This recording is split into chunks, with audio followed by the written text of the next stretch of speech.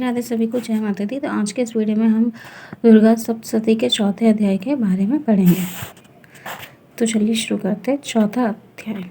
महर्षि मेद बोले, देवी ने जब पराक्रमी दुरात्मा महिषासुर को मार गिराया तो असुर की सेना को मार दिया। तब इंद्रोई समस्त देवता सिर तथा शरीर झुकाकर भगवती को स्तुति करने लगे। जिस देवी को अपनी शक्ति से जगत प्राप्त किया वह संपूर्ण देवताओं के तथा महिषासुर की पूजनीय है। उस अंबिका को हम भक्ति पूर्वक नमस्कार करते हैं। वह हम सब पर कल्याण करे, जिसके अद्भुत प्रभाव से बल का वर्णन भगवान विष्णु, शंकर और ब्रह्मा जी भी नहीं कर सके। वह चंडिका इस जगत का पालन करे, अशुभ भय का नाश करे। पाप पुण्य आत्माओं के घेरों में तुम स्वयं लक्ष्मी के रूप में, पापियों के घिरे हुए लक्ष्मी के रूप में और सुतकुल को उत्पन्न होने वाली तुम लज्जा के रूप में होकर उनके घेरों में निवास करती हो। हम दुर्गा भगवती को नमस्कार करते हैं। हे देवी, इस विश्व का पालन करो। हे देवी, हम तुम्हारे अचिंत का किस प्रकार वर्णन करें। असुरों को नाश करने वाले भारी पराक्रम तथा समस्त देवताओं और दैत्यों के विषय में जो तुम्हारा पवित्र चित्र है, उनका हम किस प्रकार वर्णन करें। हे देवी, त्रिकोणी होने के तुम स्मरण संपूर्ण जगत की उत्पन्न का कारण हो। हे देवी, भगवान विष्णु, शंकर आदि किसी भी देवता ने तुम्हारा पार नहीं कर पाया। तुम सबकी आश्चर्य हो। यह संपूर्ण जगत तुम्हारा ही अंश है, क्योंकि तुम सबकी अद्भुत प्रकृति हो। हे देवी, तुम्हारा जिस नाम का उच्चारण से संपूर्ण युगों में सब देवताओं तुत आत्मा व स्वयं तुम ही हो। इस अतिरिक्त तुम पितरों के पितृत्व का कारण हो। इसके लिए सब आपके सदैव कहते हैं। हे देवी, वह विद्या जो मोक्ष देने वाली है, जो अंचलित महाज्ञानी स्वरूपी तत्व के सारे को वश में करने वाली, संपूर्ण दोषों को दूर करने वाली, मोक्ष की इच्छा करने वाली, मुंजन जिसका आभास करते हैं, वह तुम ही हो। तुम वन रूपी और दोष रहित त्रिगुण तथा यौवनों की उत्कृष्ट और सुंदर पदों के पाठ सदैव आश्चर्य रूप हो। तुम भगवती हो। इस विश्व में उत्पन्न एवं पालन के लिए तुम ही व्रत के रूप में प्रकट हो और तुम संपूर्ण संसार की पीड़ा हरने वाली हो। हे देवी, जिससे सही शास्त्र को जानना चाहता है, वह मेध शक्ति तुम ही हो और दुर्गा भगवसार के पार करने वाली नौका भी तुम हो। लक्ष्मी रूप से विष्णु भगवान का हृदय निवास करने वाली और भगवान महादेव द्वारा सम्मानित गौरी देवी तुम ही हो।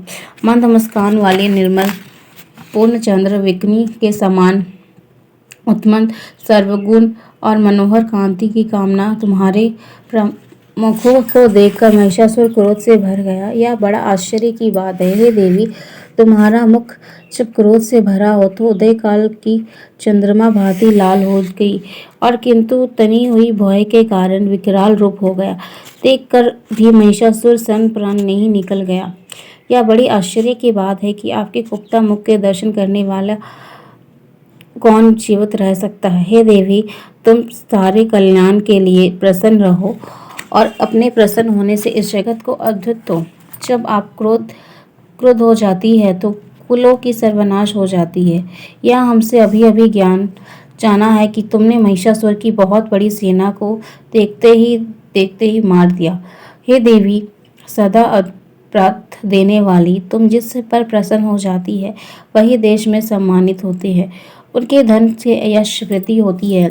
उनके धर्म कभी स्थिर नहीं रहते। उनका यह अधिक पुत्र पुत्रियां और नौकर होते हैं। ये देवी, तुम्हारी कृपा से अतुलित पुरुष प्रतिदिन श्रद्धापूर्वक ज्ञान आचरण करने के प्रभाव से स्वर्गलोक जाते हैं, क्योंकि तुम तीनों लोकों में मनवांछित फल देने वाली हो।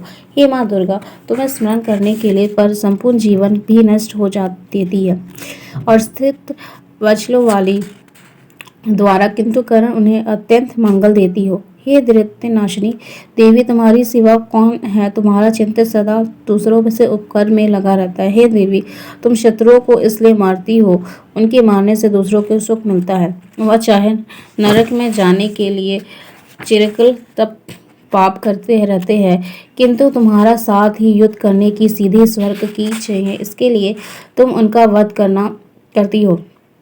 हे देवी, तुम दृष्टपाल मात्र समस्त असुरों को भमस नहीं रख सकती। अवश्य है कि अवश्य है कि कर सकती है, किंतु तुम्हारा शत्रुओं के द्वारा मारने के लिए शस्त्र के द्वारा मार्ग स्वर्ग को जावे।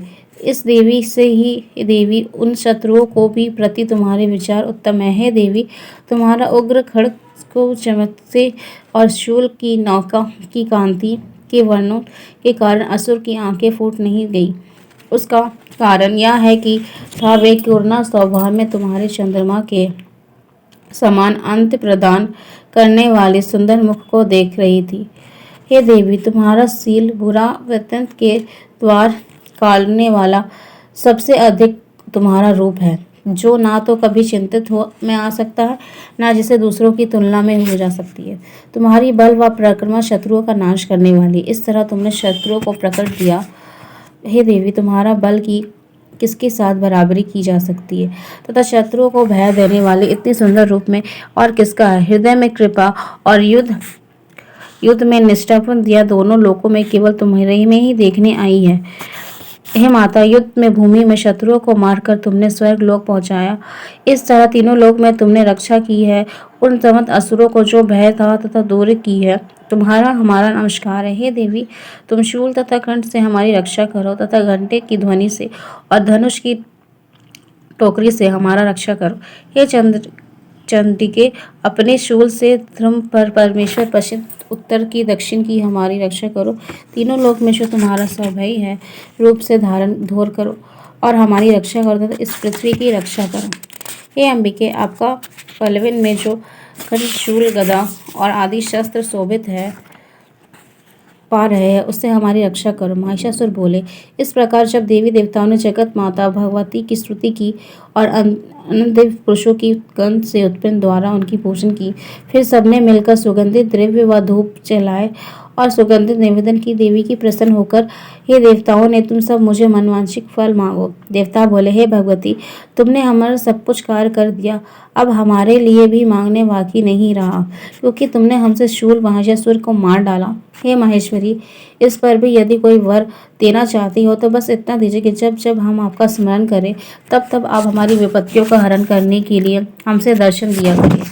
हे अंबिके, जो कोई तुम्हारा स्तुति करे उसके तुनक समृद्धि और सदैव भाव से दोनों के हाथ में स्त्री और संपत्ति बढ़ावे और सदा ही प्रसन्न रहे। महिषासुर बोले, हे राजन, देवताओं ने जब जगत के लिए अपने इस प्रकार प्रश्न किया तो बस तत्वस्त कहकर तथास्तु कहकर देवी अधर्म हो गई। जिस रूप में तीनों लोक के हित चाहने वाली भगवती देवताओं के शरीर में उत्पन्न हुई थी, वह सारे वर्तमान में तुमसे दिया और इसके पश्चात दुष्टों से असुर तथा शुभ निशुम्भ का वध करके सब बोले की रक्षा करने वाली जिस प्रकार गौरी देवी के शरीर में उत्पन्न हुई, वह सारा वर्तमान में वृत्त वर्णन करता हूँ। तो इसी प्रकार दुर्गा सप्तशती का चौथा अध्याय तत्पन पूर्ण हो। कमेंट में जय माता दी लिखना ना भूलें।